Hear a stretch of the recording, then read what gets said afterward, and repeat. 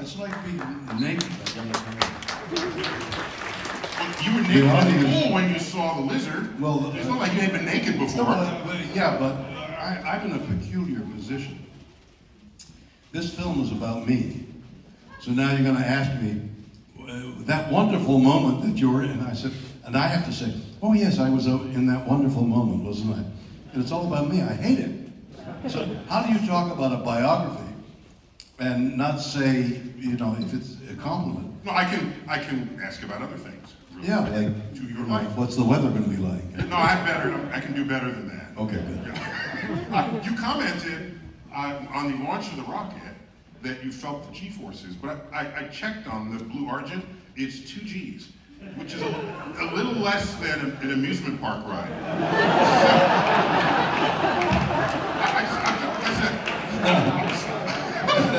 You mean there's an amusement park ride that's more than 2 Gs? Yeah, they take you up to between 2 and 3 Gs. I'm telling you, this was more than 2 Gs.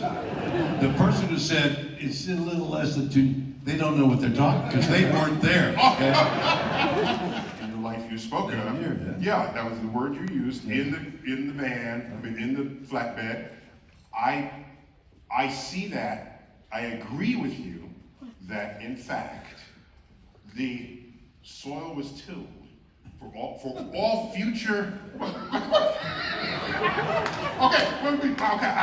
I'll be less poetic. Okay, you're poetic reading to the orchestra. You're poetic. Every sentence that came out of your mouth is poetry.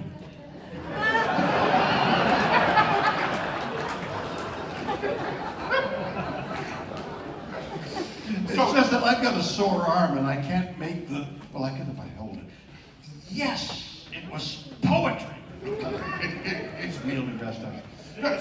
So I don't want you to undervalue the criticality of those years leading up to. I haven't. I thought they were marvelous. Yes.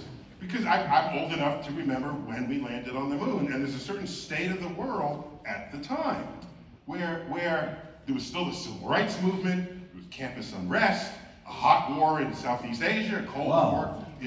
That's incredible. You're like the New York Times.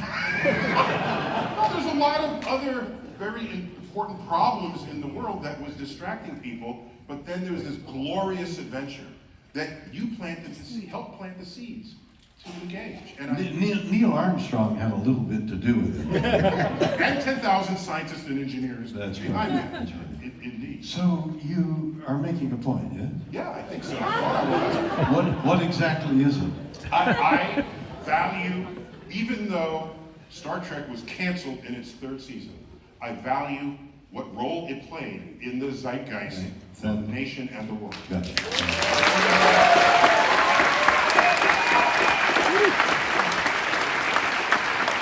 And another comment, my sister rides horses, and she's the first to comment if you're on a horse in a movie and it's a different horse. She notices that. Yeah. So you also made note that there were 4 horses you had. Well, the horse I rode, well, that was one of the movies, wasn't it? Yeah, but you were original. I mean, how do you play another person? Well, you're an actor. I thought that's what you could think. I'm a scientist. You're a director. You directed actors. So you say, all right, this guy is the opposite of you. The actor says, well, what's the opposite of me? Well, this is why I make documentaries.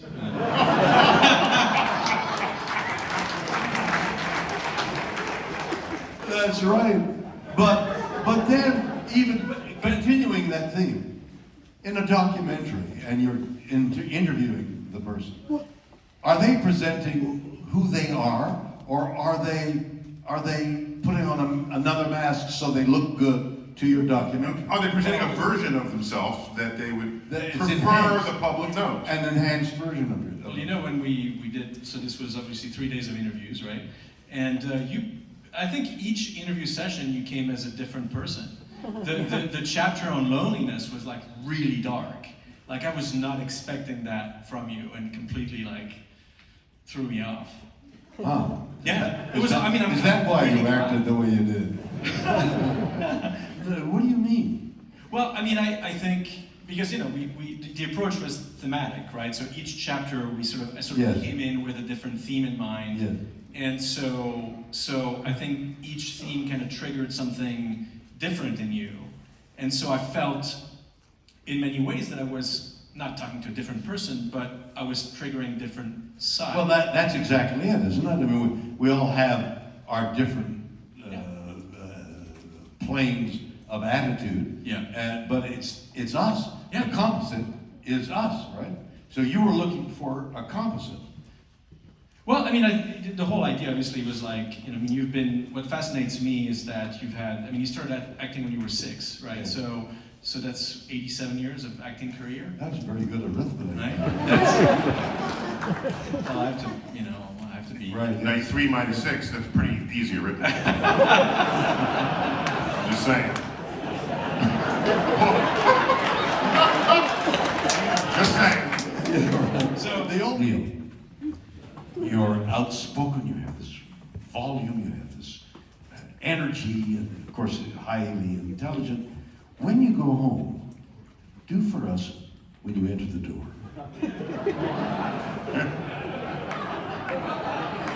I say, honey, where's the remote? I gotta chill out.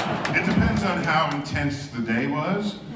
But if I go into sort of public mode, my whole family shuts it down. They leave the room. So, They don't want any of that. well, what is public mode? Public is, I'm an educator, and if I sense that somebody doesn't know something and might want to know it, I go into educator mode. So you emphasize it for the impact of what you want to know or what you want to get.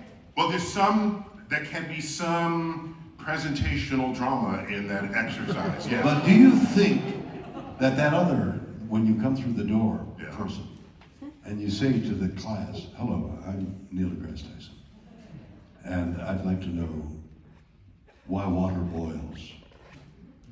Can you get the same information without being Neil deGrasse? It sounds like No, so, clearly, the presentation mode is different for a large audience than it would be for one-on-one. Okay. And also, it would be different depending on their age. But you know- I'll use different references that an older person might know, and I would never use it for a younger person because they'd look at me like I was clueless. No, but you have you obviously know it, a way of speaking publicly, and if I had my arm, I would repeat your gestures, which I can't, but you understand. Why is that more emphatic than, well, water boils unbelievably at 212 degrees, and let's find out why.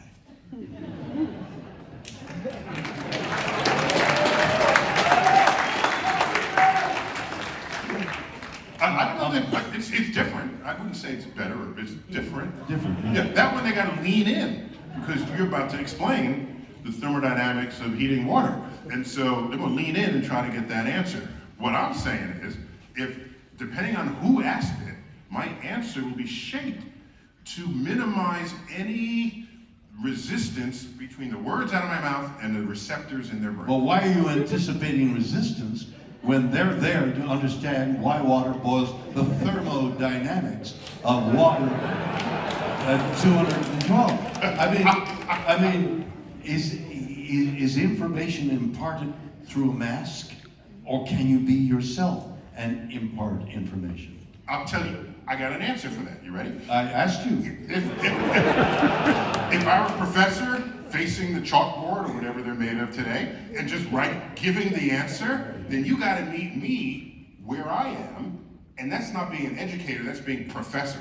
If If I'm an educator and you're on the other side, I'm going to turn around and face you and find out how you best receive and absorb information. And I'm going to find the key to as many people as I can, and that's how I'm going to invoke it. But that's not a mask, that's just being educated. But by the same token, you can be in love with somebody and say, I love you. And you can be the same person who says, down with that inhuman being. I mean, do we act with our masks on? Or are we a creature of our masks? Here you go. Or are there the inner part of us, inner side of us? I got you. Here you go. Ready? I think it's. See? I That's what try mean. sometimes. I don't No, know. but you should be able truly answer the two of you, and let me stay out of this because you've seen enough of me. Can you truly ever be, like the phrase getting to know yourself, can you ever really get to know yourself? I don't think so. I mean, I think. So let's rephrase that. No, we keep it that way. No. We should live life in such a way so that we continue to know ourselves better. Whether or not we actually... That's not it. No. You're mitigating the point. You know. Can you ever really know yourself? Can you ever really know yourself? Well, Know thyself is a Greek thing, aphorism. Well, how can we know ourselves if we don't really know much about the universe in a way, right? Well, what has that got to do with yourself? Well, we're a part of it, though, right? Well, I know, but you don't know why the stars collide. But you Yes, we know. do, actually.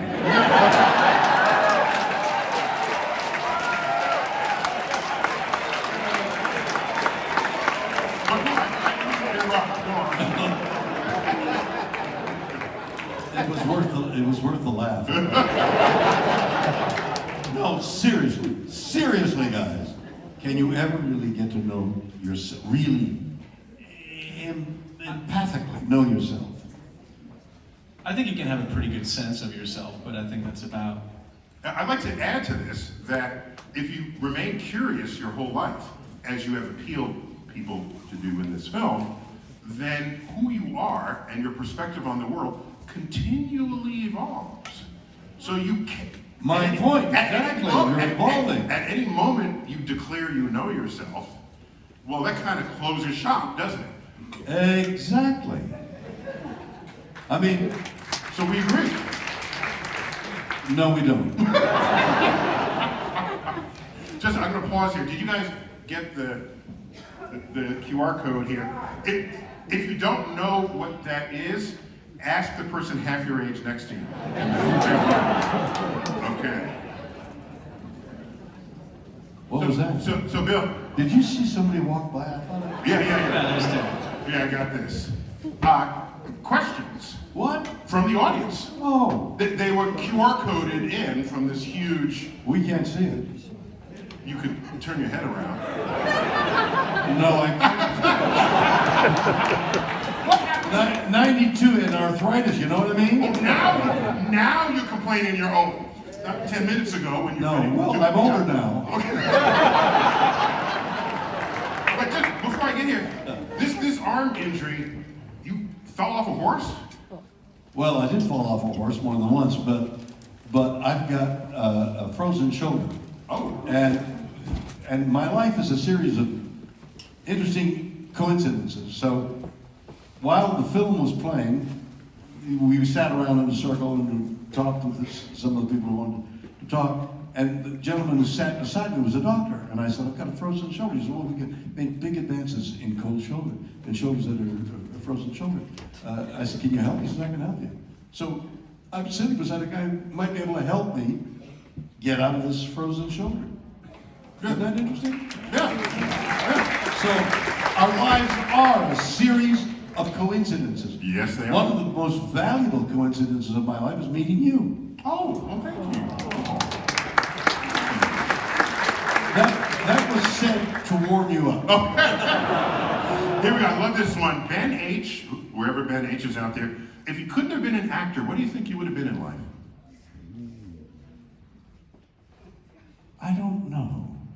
Might you have played football? Was that a football photo of? Well, I Some athletic team. I wasn't big enough to play football, or fast enough, or strong enough, or had the brains. Otherwise, I would have been a great footballer. I don't know. Teacher, adventurer, maybe. Would you have been a comedian? Or it could have been. No. What You had deep I would insights. I would Be love. funny. I would love to do documentaries, and I have done, and film documentaries. The exploration of the truth. Yes. Is a fascinating. What was the name of your show? The Truth Is Out There or something? I don't understand.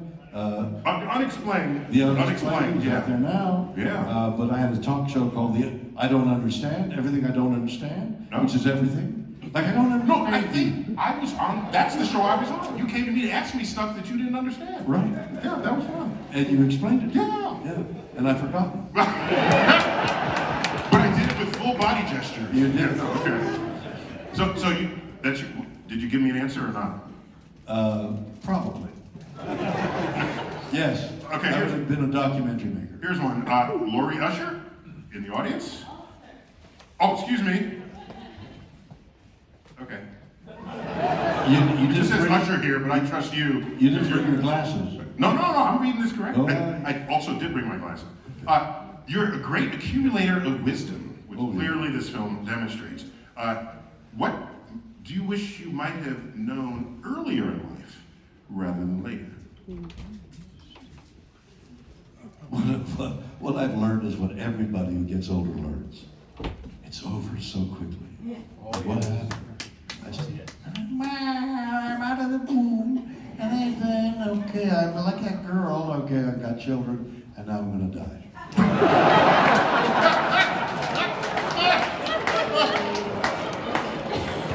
The four stages. Seven ages of, Yeah, four stages of life there. Yeah. well, there's four and then there's seven. But you only mentioned four, I think. I counted. I'm abbreviating it because we gotta get on with it. All right. All right. Someone is a cheap one here, but we'll do it anyway. Tracy Benassis, can you say Danny Crane the way you would on Boston Weekly? All right, so people come up to me and say, yeah, say Danny Crane. No, I'm not gonna say Danny Crane. But for the audience, I will. And I'll explain what I was doing. So David E. Kelly was the producer-writer of Boston Legal. And he wrote just about every script. He's a genius. So one day, I'm reading the script, and he has the characters say Danny Crane 4 or 5 times. Well, an actor reads it. Danny Crane, Danny Crane, Danny Crane, Danny Crane, Danny Crane. What do you do with that? How do I act that? What do you say? And then I had a recollection of a lizard. Yeah, you described that in the film. Okay, so the lizard, That's brilliant. The lizard sticks its tongue out. Brilliant. And senses what's up. What's that?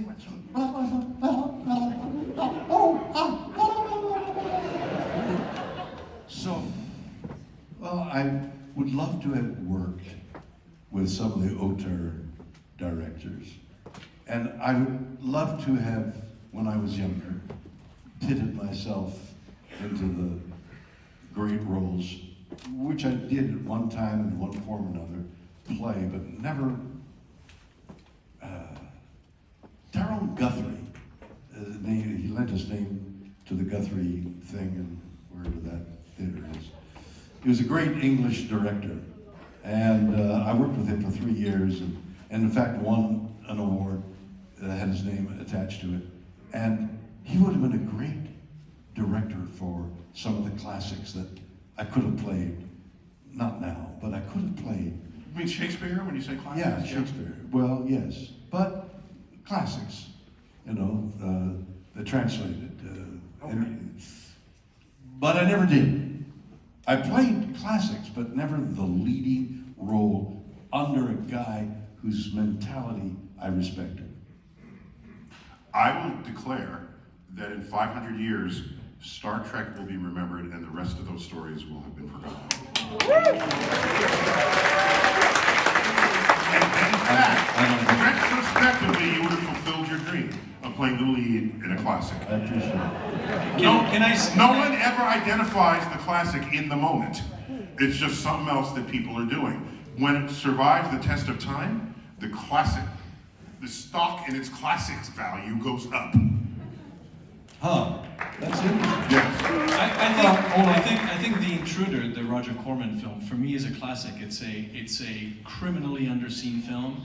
It's one of your finest performances. It's absolutely brilliant. But the psychology of that film, which is from a novel, was a guy in New York, young guy in New York, decides to go down south and be a rabble rouser and has the towns riot. The film was made when the schools were being integrated. Thank you. And this total stranger who had no connection with for or against integration came out of New York City and started rabble rousing and caused riots down south during that turmoil period of time. What in heaven's name was he thinking? What was his psychology? And I tried to understand that. By the way, to Southerners, if you're from the North, you're a Yankee. If you're from the Northeast, you're a damn Yankee. If you're from New York City, you're a goddamn Yankee. Just thought I'd put that out there. Yeah. All right, here you go. Ryan Kawahasha. What gives you hope? This assumes you, in fact, have this hope. What gives you hope for the next generation? See, that's such a good thought.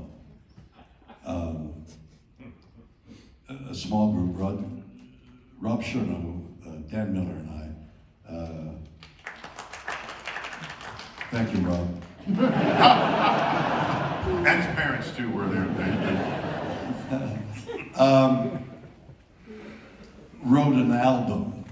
Wrote a series of songs that. Just to be clear, for everyone under 30, No. an album is a collection of songs published together. Oh, that's true, isn't it? Yeah. I live in the past. Yeah. But the songs we wrote for a particular album some of the songs were about the world and its turmoil, is to put it mildly. One of the major songs that we're hoping to make into a music video is, we called it So Fragile, So Blue, and it's about how vulnerable our Earth is. It's what I came back with. I was up in space looking out the window into darkness, and I saw death. I've been fascinated by space and all its awe and mystery. You think? I think. And I didn't see it in that blackness I saw from the spaceship. When I looked down on Earth, I saw life. Beige, blue, white, everything. Life on this little rock with this 2-mile skin of usable air. And Just so to we wrote. quantify that the atmosphere our atmosphere is to Earth what the skin of an apple is to an apple. Right. I was thinking Sense of how- onion skin Yeah. is so narrow. Everything is the amount of dirt, usable soil on this rocky thing we're on is the same way. It's an onion skin.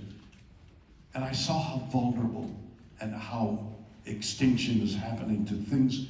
Neil, we're watching things go extinct that we didn't know existed. Yeah. So how sad is that? The question was, what hope do you have?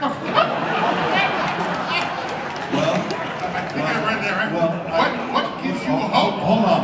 for the next generation? Hold on. You're here bumming us out. Yeah, but I wouldn't laugh at that because I saw how vulnerable we were, and I came back filled with grief for the earth. But I've been asked, would I go up again? And I've said no, because it was like, trying to have another love affair or whatever. But now I realize if I go up there again, what I will do is I will come back armed with the knowledge of how hard So many of us are trying to make things right. Scientists gathering, huge universities trying to get the carbon dioxide, the methane, the pollutants, the plastics in the earth, in the ocean. How hard we're now trying to make amends. And I would come back with a note of hope. Sounds like he just wants to go back into space again. This is a suitable answer to this question. Good. Good.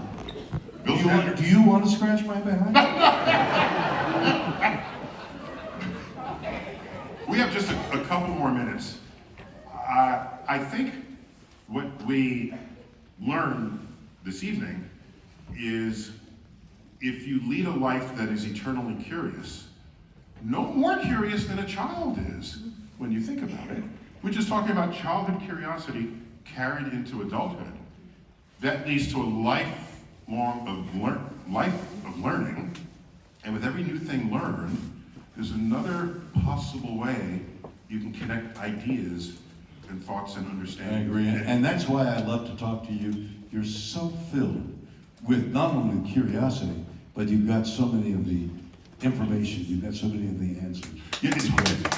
Thank you. But I would say it's hard to know your wisdom if you stop learning about the world. And this was evidence that, especially going into space at age 90, Whatever it was. whatever it was. Alexander, Yes. talk to us. What do you want to know? Something wise. Oh gosh. Give us a closing statement.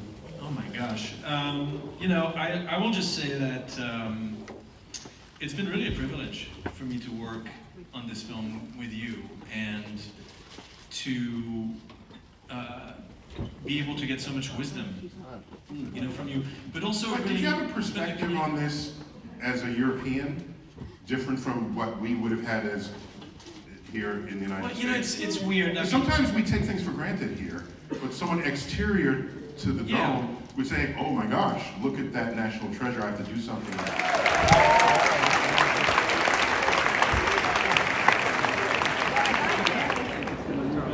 Oh, probably not.